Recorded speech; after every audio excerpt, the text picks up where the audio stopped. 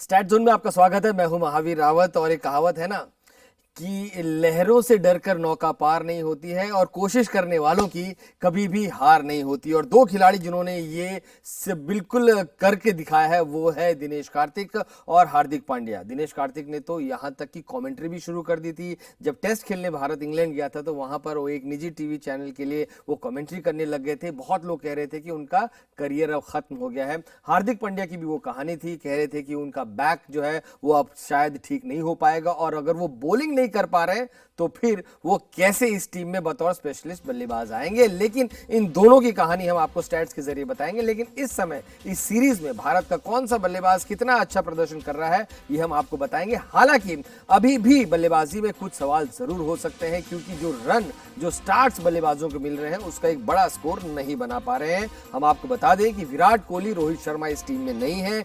जब भी वो फिट होंगे वो इजीली सीधा वॉक इन कर जाएंगे और कुछ खिलाड़ियों को अपनी जगह बनानी पड़ेगी। ईशान किशन की अगर हम बात करें तो 4 मैचों में उन्होंने 191 रन बनाए हैं, 76 उनका हाईएस्ट स्कोर रहा है, 9 छक्के उन्होंने बनाए और खासकर 146.92 का उनका स्ट्राइक रेट रहा है।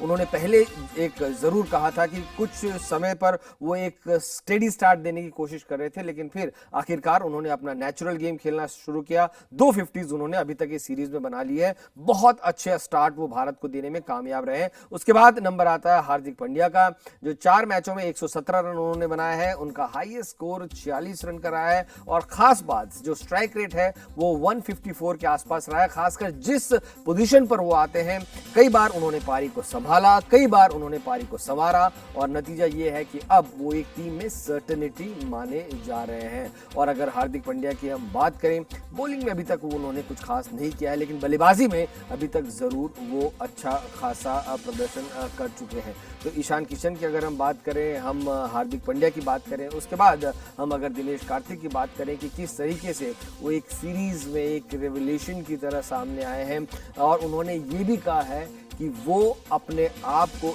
इस जो मौजूदा करंट जो एनवायरनमेंट में उसको बहुत सेफ समझ रहे हैं। लेकिन एक खिलाड़ी, जब रोहित शर्मा नहीं है, जब विराट कोहली टीम में नहीं है, तो श्रेयस अय्यर से उम्मीद की जा रही थी कि वो स्टेप अप करेंगे, टीम में एक मैच विनिंग एक बड़े खिलाड़ी का रोल अदा करेंगे। थोड़ी सी मायूसी उनसे जरूर हुई क्योंकि 4 मैचेस में उन्होंने अगर हम देखें तो 4 मैचेस में सिर्फ 94 रन बनाए, हाईएस्ट स्कोर उनका 40 का रहा है, स्ट्राइक रेट भी 125 के आसपास का रहा है और खासकर जो तेज गेंदबाज जिन्होंने उनकी बॉडी पर अटैक किया है वहां पर वो थोड़ा सा वांटिंग फील उनको पाया गया है।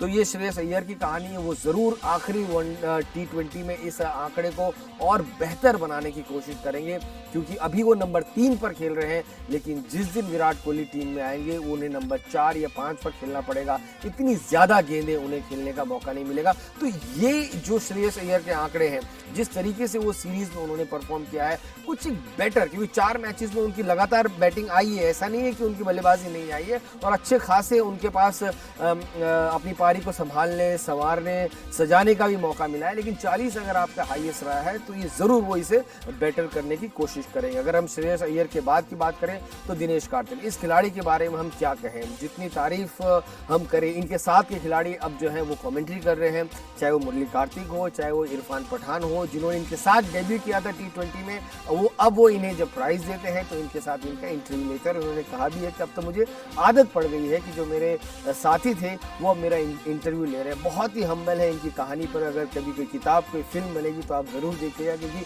बहुत ही रोमांचक कहानी है। एक बात इन्होंने ये जरूर कही है, हम इनकी एबिलिटी, हम इनके जो टैलेंट की बात करें, जो इनको एक सिक्योरिटी इस एनवायरनमेंट में मिली है, चाहे वो राहुल द्रविड़ की बात करें, चाहे वो नए कप्तान की बात करें रोहित शर्मा की, जो एक सिक्योरिटी उन्होंने बार बार कहा है कि I feel very secure in this new environment. हो सकता है, लेकिन इनकी पारी का अच्छा खेलने का मतलब है, अब सुनील गावस्कर साहब ने ये कहा है कि अगर एक खिलाड़ी जिसको मैं पहले T20 वर्ल्ड कप में ले जाऊंगा वो है दिनेश कार्तिक। तो भैया अगर दिनेश कार्तिक वहां जाएंगे तो ऋषभ पंत वहां क्या करें, क्योंकि हम आंकड़ों के जरिए आपको बताएंगे कि ऋषभ पंत का जो है वो अभी तक इतना अच्छा प्रदर्शन नहीं रहा है। अगर दिनेश कार्तिक के बाद हम बात करें, अगर बल्लेबाजों की जिन्होंने बहुत अच्छा प्रदर्शन किया है, वो है ऋतुराज गायकवाड़।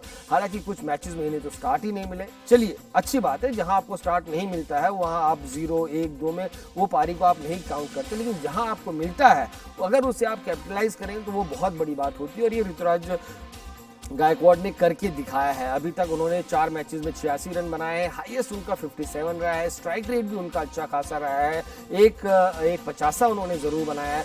और जब वो गेम को अटैक कर रहे होते हैं तब एक डिफरेंट बल्लेबाज नजर आते हैं। कुछ प्रेशर उनको ईशान किशन ने भी जरूर कम किया है। तो थोड़ी सी जैसे हमने जैसे हमने सीरीज आगे बढ़ते बढ़ते हमने देखा है कि ऋतुराज गायकवाड़ ने अपने बल्लेबाजी को भी और ज्यादा निखारा है, क्योंकि वो जानते हैं कि उन्हें लिमिटेड मौके मिलेंगे, क्योंकि जैसे ही रोहित शर्मा फिट होंगे वो सीधे सीधे टीम में बतौर कप्तान वॉक इन करेंगे और पहली कुर्बानी जिसकी दी जाएगी वो है ऋतुराज गायकवाड़ की। लेकिन जितने भी मौके उन्हें मिल रहे हैं वो अपने टैलेंट को एग्जिबिट करने का बहुत अच्छा मौका दिखा रहे हैं। वो बता रहे हैं कि अभी बहुत क्रिकेट उनमें बाकी है और एक लॉन्ग टर्म ऑप्शन वो जरूर है। ऋतुराज गायकवाड़ के बाद अगर हम बात करें तो है ऋषभ पंत की। अब यहाँ मामला थोड़ा सा जो है वो फंसता हुआ चयनकर्ताओं के लिए नजर आ रहा है। और हमारे साथ स्टूडियो में जो दो एक्सपर्ट्स हैं जिन्होंने क्रिकेट को देखा है, समझा है, खेला है, वो ज्यादा इसमें बता सकते हैं कि ऋषभ पंत को एक तरीके से अब एक आउट करने का फॉर्मूला ढूंढ लिया गया है कि उनके शरीर से दूर रखिए। वो अगर लेफ्टी है तो दूर गेंद डालिए और वो जहां तक बैट घुमाते हैं वहां से उनकी बॉडी से दूर रखिए। और वो ऑफ स्टंप पे 1 नहीं 2 नहीं बल्कि 3 बार कैच आउट हुए। अगर ऐसा ही उनका फॉर्म रहा तो क्या वो या दिनेश कार्तिक के बीच में हमें एक ऐसा कश्मकश की बात चयनकर्ताओं के पास आ सकती है कि भैया दोनों में से किसी एक को ही जो है हम टीम में लेंगे। तो क्योंकि ऋषभ पंत में हमने बहुत इन्वेस्ट किया है और अजय रात्रा जी क्योंकि वो दिल्ली कैपिटल्स के असिस्टेंट कोच भी रहे हैं तो वो ज्यादा इस चीज पे जो है वो लाइट डाल सकते हैं कि भैया आखिर इनकी वो समस्या क्या। अगर गेंदबाजी की हम बात करें माफ कीजिएगा, क्योंकि जसप्रीत बुमराह है नहीं, लेकिन जसप्रीत बुमराह जब नहीं है हर्षद पटेल ने बहुत अच्छी तरीके से अपनी गेंदबाजी को निखारा है। 4 मैचेस में 7 विकेट लिए हैं, बेस्ट उनका 4 for 25 रहा है।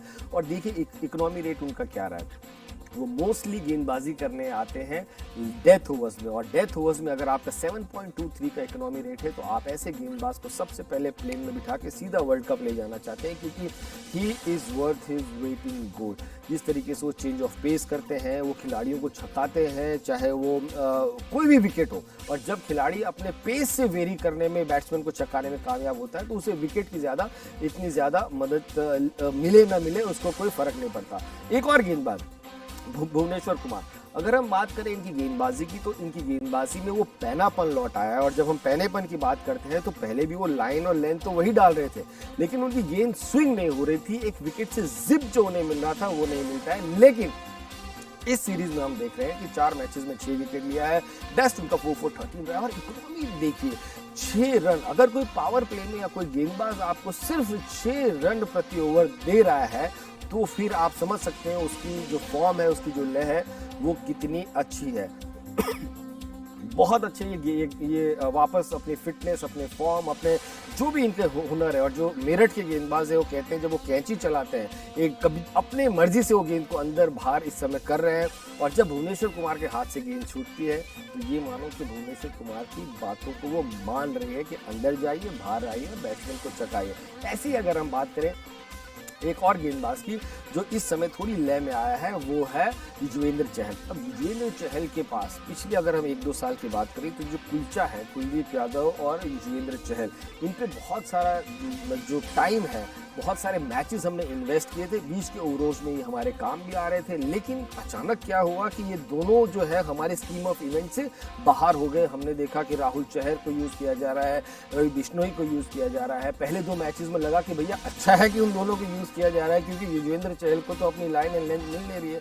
लेकिन फिर जैसे कि एक चैंपियन होता है वो वापस आया, 4 मैचेस में 6 विकेट लिए, 3 for 20 उनका बेस्ट रहा है। इकोनॉमी अगर हम बात करें तो 8.18 पे उनका रहा है। लेकिन अगर ये पहले 2 मैचेस को हटा दें तो अगले जो 2 मैचेस हैं वो उनके बहुत अच्छे रहे हैं। कहीं ना कहीं अब उन्हें अपनी स्पीड पता चल गई है, वो थोड़ा धीमे डाल रहे हैं, किस बल्लेबाज को कैसा डालना है उन्हें समझ आ गया है। हेनरिक क्लासन को वो दूर रख रहे हैं, गेंदों को थोड़ा ज़्यादा धीमे कर रहे हैं, विकेट से परचेज लेने की कोशिश कर रहे हैं। अब ऐसा लगता है कि वो धीरे धीरे आईपीएल के बाद T20 जो इंटरनेशनल है उसमें भी वो रम से गए हैं। आवेश खान ये जानते हैं कि जैसे जसप्रीत बुमराह आएंगे तो सबसे पहले ये टीम से बाहर जाएंगे। पिछले 3 मैचेस में इनके कुछ खास प्रदर्शन अच्छा रहा नहीं था, एक भी विकेट इनके नाम नहीं था, लेकिन पिछले T20 मैच में इन्होंने 4 मैचेस का जो कोटा था वो एक ही मैच में उन्होंने अपना विकेट ले लिया। 4 for 18 उन्होंने पिछले मैच में लिया। इकोनॉमी उनकी बहुत अच्छी है, थोड़ी हार्ड लेंथ गेंदबाजी करते हैं, जो बहुत तेज पटकते हैं, अच्छी पेस इनके पास है, अच्छी फिटनेस इनकी है। तो ज़रूर जब हम ऑस्ट्रेलिया वर्ल्ड कप लेकर टीम के बारे में सोचेंगे तो इन्होंने एक तरीके से अपनी दावेदारी ज़रूर पेश कर दी है। एक और स्पिनर की अगर हम बात करें जो नज़र में आते हैं वो है अक्षर पटेल। ये बहुत ज़्यादा विकेट टेकिंग गेंद तो नहीं डालते हैं, लेकिन ये बहुत ज़्यादा लूज गेंद भी नहीं डालते हैं। खासकर जब बैट्समैन जब कप्तान को प्रेशर बनाना होता है कि जब रिक्वायर्ड रन रेट को ज़्यादा बढ़ाना होता है तो अक्सर हम देखते हैं कप्तान अक्षर पटेल के पास जाते हैं कि वो आपको बांध के रखते हैं। 4 मैचेस में 3 विकेट्स इनके लिए हैं, बेस्ट 1 for 19। इकोनॉमी इनका पिछले जो है बहुत ज़्यादा रहा है, बनस्पत जैसे कि ये लगातार डालते हैं। इतने रन ये कभी खाते नहीं है, लेकिन तारीफ करनी होगी पहले 2 T20 मैचेस में जिस तरीके के साउथ अफ्रीका के बल्लेबाजों ने इनके खिलाफ बल्लेबाजी की। तो सबसे बड़ा सवाल जो स्टैट जोन से आज निकल कर आया है कि हमने आंकड़े बताए हैं कि कौन हमारा सबसे अच्छा गेंदबाज रहा है, कौन अच्छा बॉलर रहा है। हमने इस सीरीज को ध्यान में रखते हुए नहीं बल्कि वर्ल्ड कप को ध्यान में रखते हुए जो है वो खिलाड़ियों का चयन किया है। तो ये हो सकता है कि हमारे जो एक्सपर्ट्स हैं स्टूडियो में वो बता पाएंगे कि क्या हमने लिए अपने लिए आंसर ढूंढे हैं या फिर हमने अपने लिए समस्याएं और बढ़ा दी हैं कि वर्ल्ड कप ढूंढते ढूंढते जो है वर्ल्ड कप की टीम ढूंढते ढूंढते हम अपने निकटतम सीरीज जो है वो कहीं ना कहीं उसमें डगमगा गए हैं। तो स्टैट जोन में फिलहाल इतना ही।